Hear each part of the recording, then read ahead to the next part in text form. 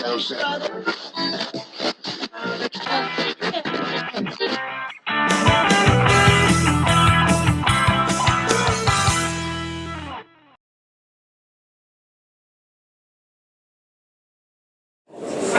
going to open to Luke chapter 10, verse 38. Luke chapter 10, verse 38. Now, before you read, you've already heard the kids' bit.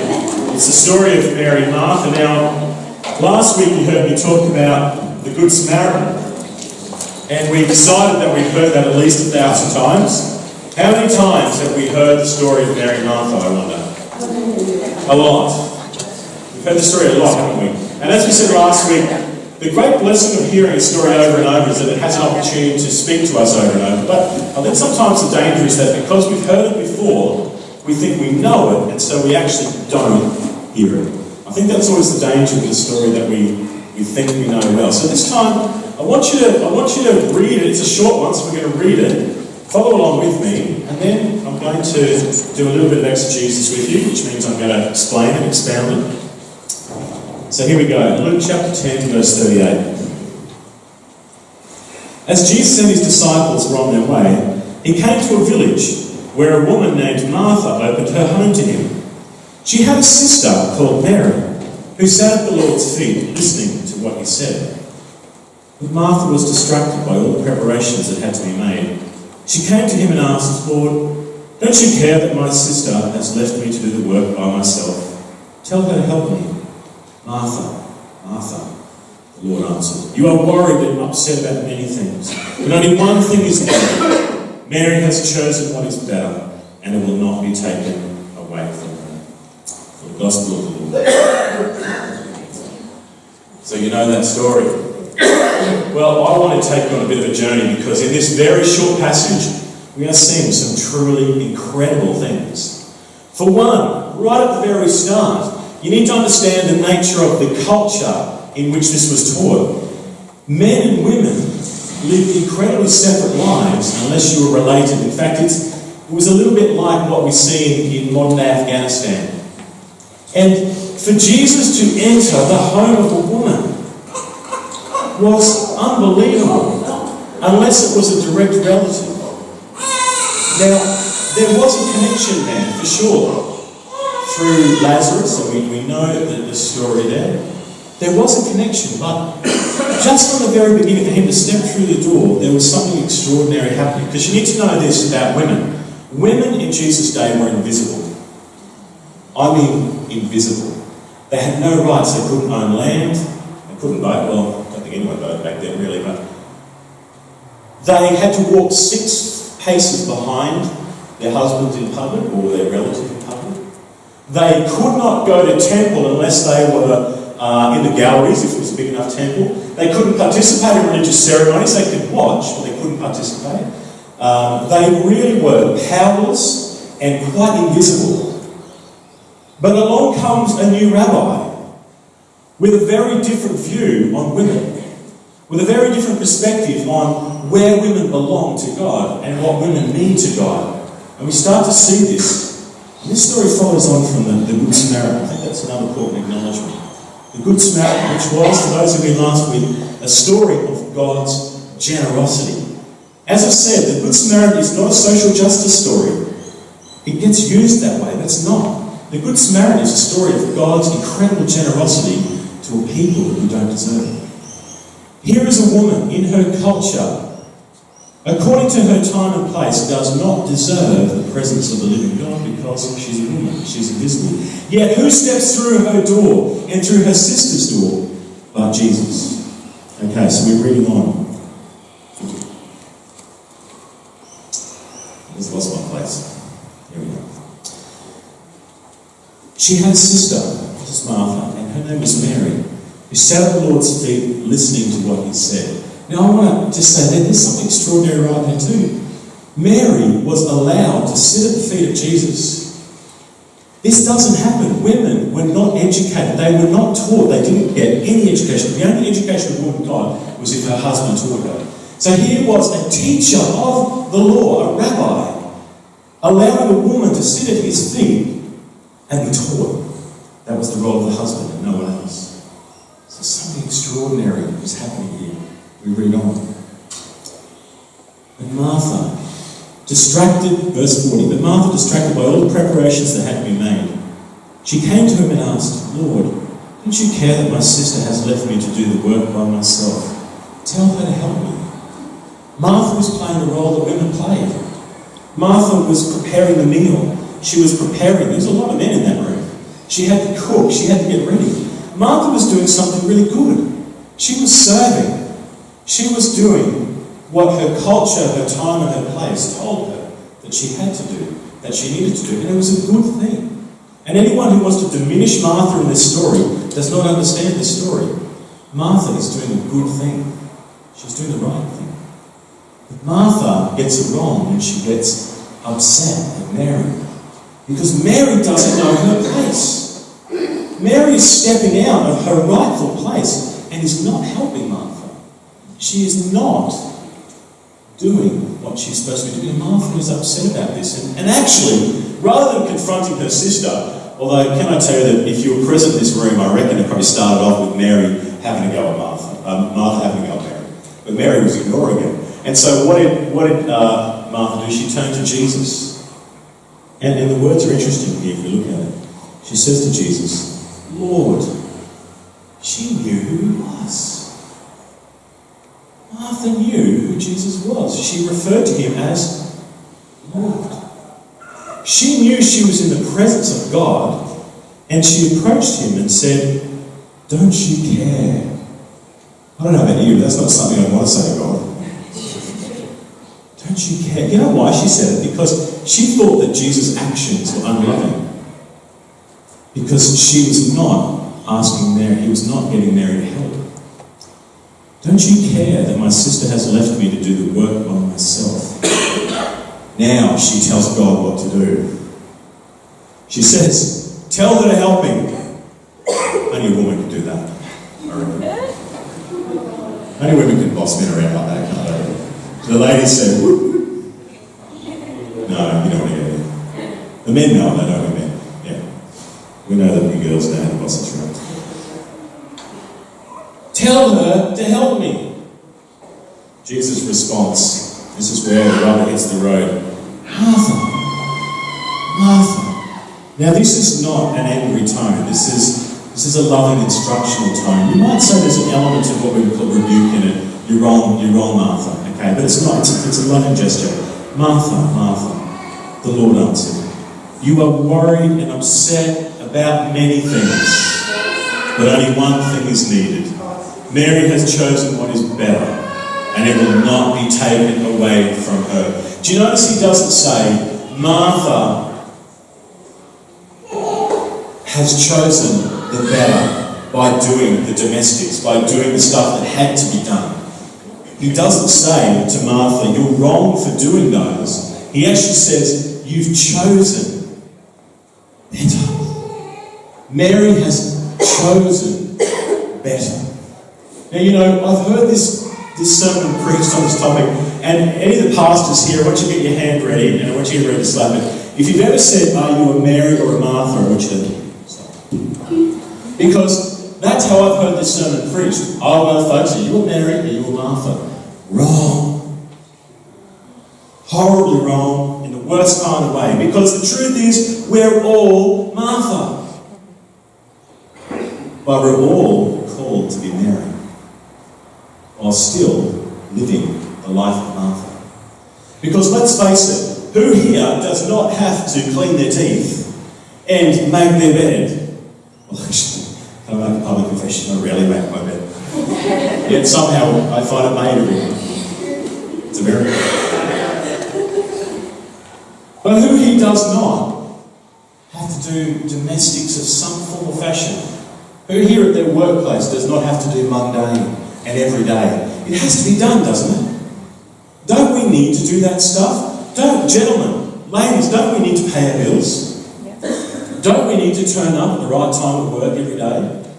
Don't we need to do all the things we need to do? I can't say to my sons, I'm not taking you to soccer on Saturday morning. It has to be done. Thankfully, I won't do it, but it has to be done. The point is this: we all have to live a life that's mundane, simple, and sometimes downright boring, because that's the nature of life, is it not? We cannot live in an imaginary bubble, but we do have to live a gritty, normal life. And our lives have suffering, they have hardship, they have illness. That is the nature of life. You know, people say to me, why does God allow suffering? And I say, well, you've got the question wrong. Suffering is part of life. Now ask God why there's suffering.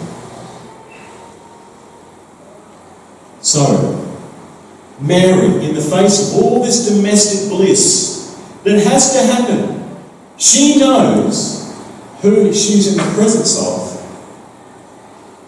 I'm sure Mary knew in the back of her mind that the dishes would be there at the end of the night. I'm sure Mary knew that she'd wake up tomorrow when Jesus was gone and she'd still have to go back to her boring, mundane, domestic life. I'm sure she did. But who was their guest? The Lord Jesus was their guest. And she chose that which was better. She chose to sit at the feet of Jesus and learn. All right, I want to do something fun now. Can I have... Who here knows a lot about cars? You know, you're a bit of a home mechanic. We've got a point. Come on up. Come on. I promise not to embarrass you too much. Anyone else know cars? I need another volunteer. Mike knows cars. Mike's, yeah, you do know cars. I know you do. Come on. Right, here's the hot seat, you two. All right. Now, can I get a show of hands? Who here doesn't know cars? Right, doesn't know anything about cars. Self-professed, completely ignorant. Where are my hands? I can't see the hands up. Right. I'm looking for Kate. There she is, you didn't have a hand up. Kate, you know nothing about cars. Is that true, Richard? She knows that. She can change the time? She sits in the passenger seat and tells me how to drive. Oh. Do you know that? She knows enough about cars to tell Richard how to drive properly. Okay, so we've got two self-professed experts, or husband or wife professed expert here, and we've got someone who knows nothing about cars. All right, here we go. Gentlemen, your question today. Tell me how the first law of thermodynamics impacts on the mechanics of the vehicle. That would be a cooling system. And it combustion and it gives off a lot of heat. Also when you brake it's different. I'll give a 5 out of 10 for that. You've got part of it right. You want to add anything to that? Well, you're converting energy or chemical energy into heat and motion. You know what? You've both captured, I guess, the essence of the first law of thermodynamics, for sure. But I'm not sure. Let's ask someone who knows nothing about cars whether they know how the first law of thermodynamics impacts them. I got to come, Kate, you ready? No pressure, guys. Let's see if the woman knows nothing about cars. I'm going to say my limited knowledge on the law of thermodynamics is to do with the energy that can be created or destroyed within an isolated system. So, Boom! Textbook? That was unbelievable. And if you don't believe me, Google it. That was... The first law of thermodynamics says that in a closed or isolated system, energy cannot be lost or created, it must be transferred. Now, you guys got it right when you said it turns into heat. Okay? But, all right. You know, we embarrassed them, but let's give a clap.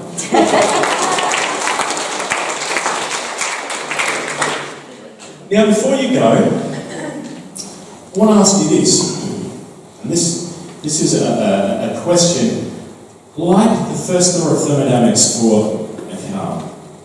As a Christian, how would you explain your faith to someone who knows nothing about it in under 20 minutes? It's all about Christ, really. Yeah, being Christ-like and being like Him, really. Yeah. Look, that is a great answer. It really is. But I've never heard of Christ before. I don't know who you're talking about. All right, here we go. Basically, I give Him my testimony of my salvation. Is that less than 20 minutes? Certainly. dodged that question beautifully. No, seriously, have a go. I know your testimony, but what's the heart of your testimony?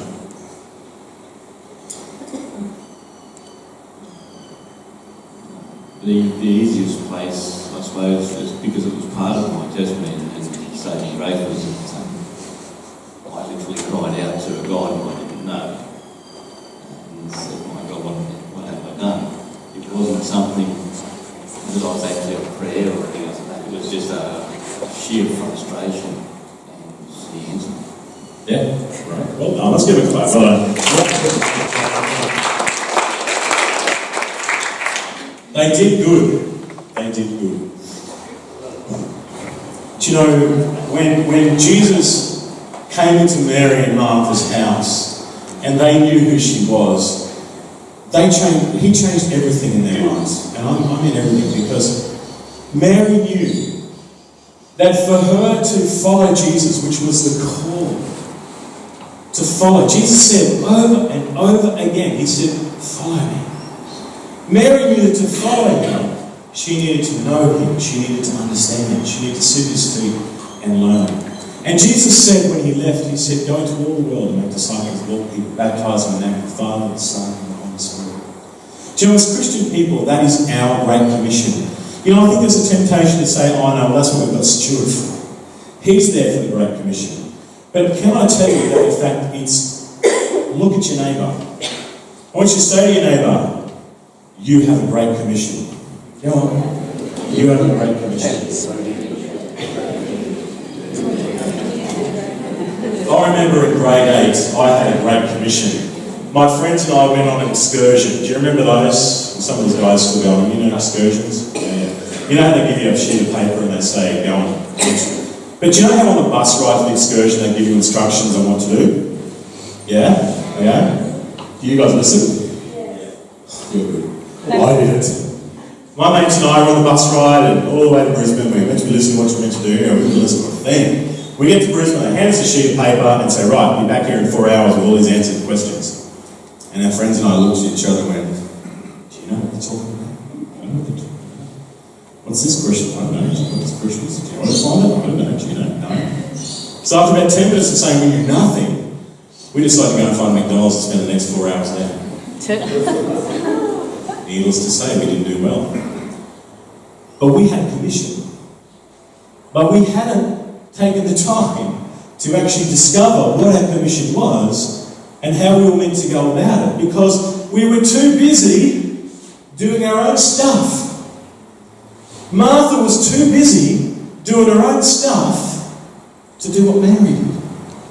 And that was to listen and learn and be ready for the Great Commission. So here's my question. Are you ready for the Great Commission? These two brave men sat up here and I asked them, if you were going to share your faith with someone, what would you say?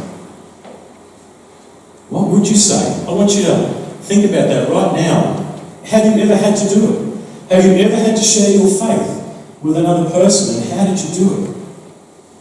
You know, so many people say this, I don't know how. When people ask me why I believe in God, I just say, I just do. Do you think that ignorance is part of the Great Commission? Seriously, it's a good question. Is ignorance a part of the Great Commission?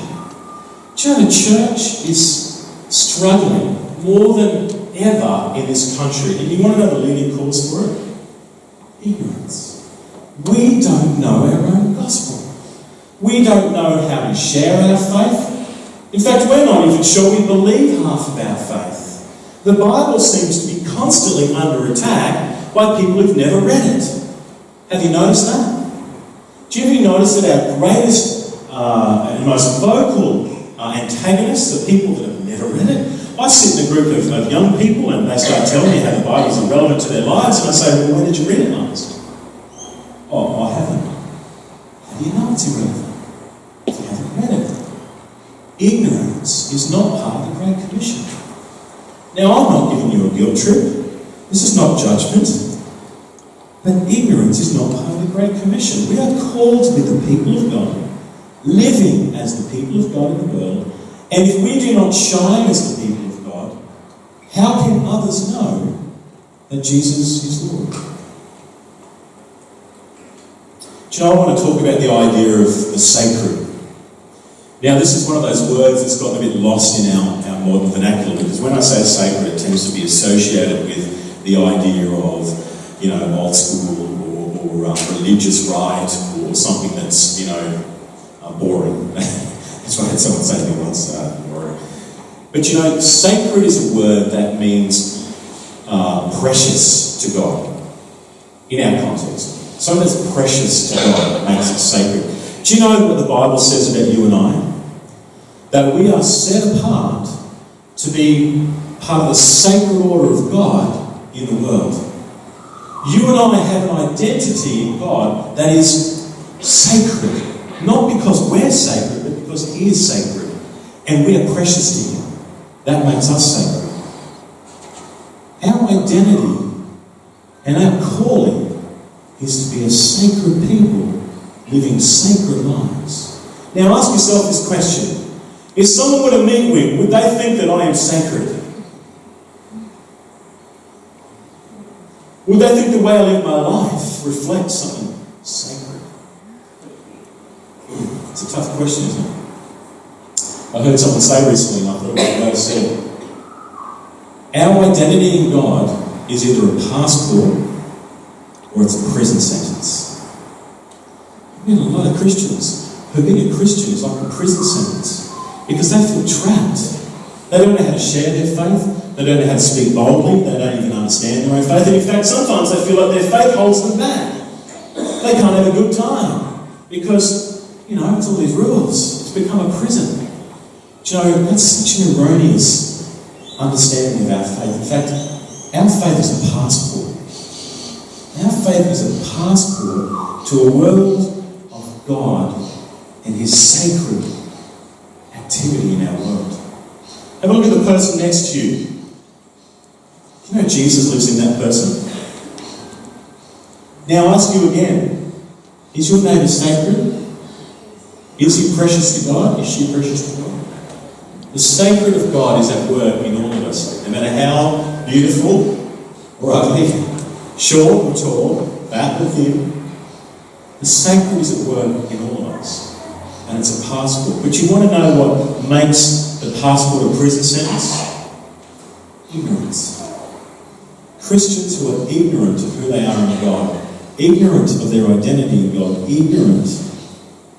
Now for those who are going, I don't know what he's talking about, what's ignorant mean? Ignorant means you choose not to know. It means I choose not to learn. I choose not to move from here to here because I'm comfortable over here, thank you very much. I like being ignorant because it's comfortable. Even though it's a prison sentence, if I were to come over here and pick up the passport, it might make me really uncomfortable. I went to Doxa last night, it was a great night, and a young guy spoke, his name is Ben. And at one point there is a young guy, and there's a few pastors in the room, so I think he was a bit nervous about whether we were going to critique his sermon. And he said at one point, I'm not sure if I can say this because there's pastors in the room, but he said, you know what, if we share our faith, we're going to push people's buttons.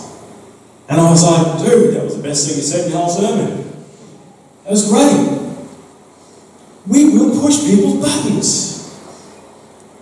Because our faith is a passport to something that will make some people feel judged.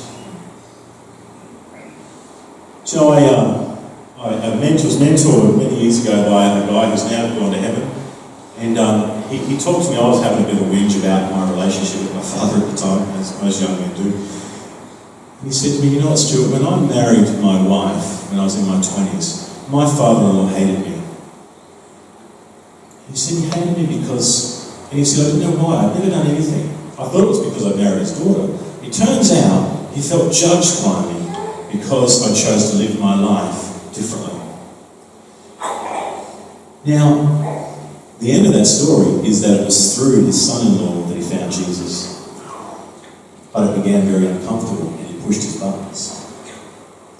Now imagine if that guy had remained ignorant in his little prison and had not picked up his passport and learned what his faith is, learned who he is in God, learned about his sacred calling in the workplace, learned about his sacred calling as a father, learned about his sacred calling as he ran out of sacred things. There's lots of sacred things. We are called to be God's precious work in the world. So, I want to get the next slide up. Thanks, Kelly. I want to leave you with 3 major ideas here today. Big fan of the feminist movement in its best form. Because Jesus did the very same thing. He liberated women from their prison of invisibility. It was Jesus who, for the first 300 years of the church, women could teach, they could run churches, they were in prayer meetings, they owned property, they did all that stuff. Unfortunately, when Christianity made the Roman Empire and control and everything started to happen, some of those rights went away for a very long time. But Jesus liberated women because Jesus said in the eyes of God, women are equal. And to finish on that, I want you to turn to Galatians chapter 3 in your Bibles. People often quote Paul as being a misogynist because he wanted to take away the rights of women. And it's fair to say that Paul was definitely a product of his culture. But I want you to understand, no matter what Paul might have said about the role of women in the church, understand that this is what he taught because it was the truth of God. This is what Jesus taught. Verse 26. So chapter 3, verse 26. You are all, now this translation should add sons and daughters here because the word here means children rather than the gender. You are all sons and daughters of God through faith in Christ Jesus. For all of you who were baptized into Christ have clothed yourself with Christ. There is neither Jew nor Greek, slave nor free, male nor female, for you are all one in Christ Jesus. If you belong to Christ, then you are Abraham's seed and heirs according to the promise. So, for the women here present, I want you to understand that Jesus is your champion for equality with God. Okay? Don't believe the haters who want to tell you that Christianity wants to somehow oppress women. It's just untrue.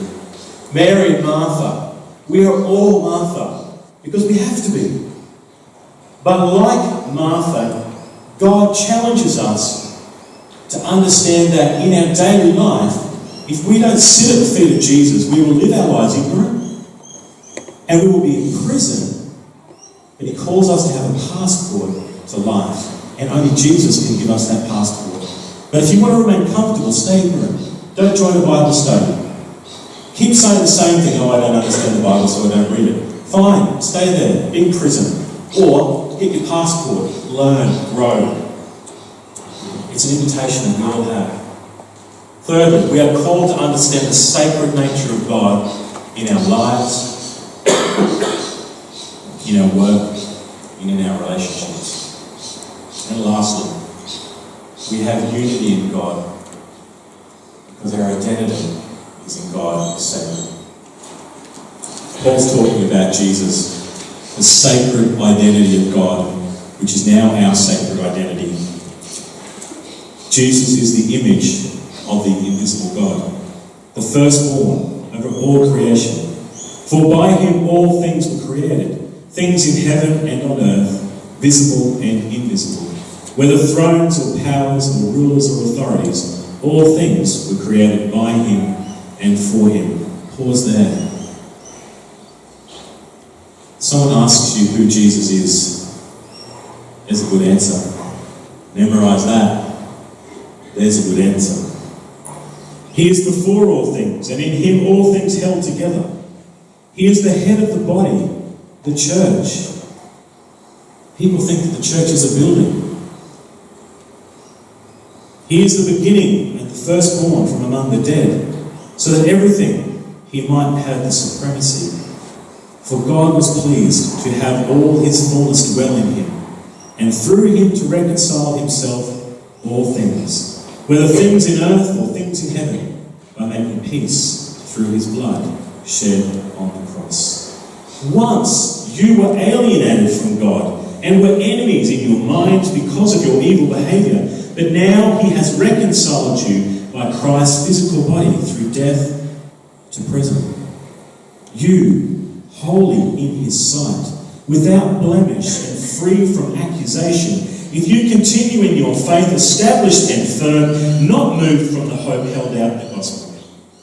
This is the gospel that you heard, and that has been proclaimed to every creature under heaven, and of which I, Paul, have become a servant. Do you know what we just read there? We read there a man with a passport, who understands his identity in God, understands his calling in the Great Commission, and has learned how to share his faith. I want you to take on this challenge. I want you to read this yourself at home. And I want you to figure out how Paul saw himself, how he talked about Jesus, how he communicated his faith, and about how we can invite people into what we know. Because right there, Paul shows us how he did it.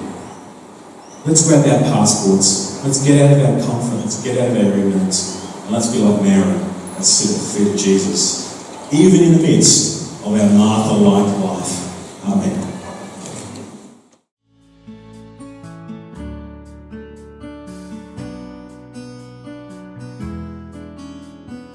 Our studies are written by pastors and teachers actively growing their local church.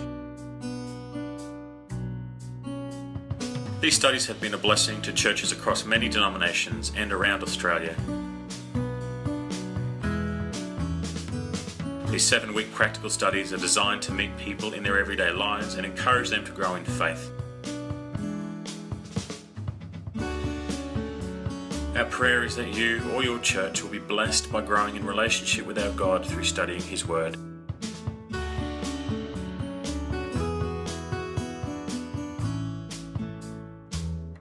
You can purchase these studies individually or for groups online.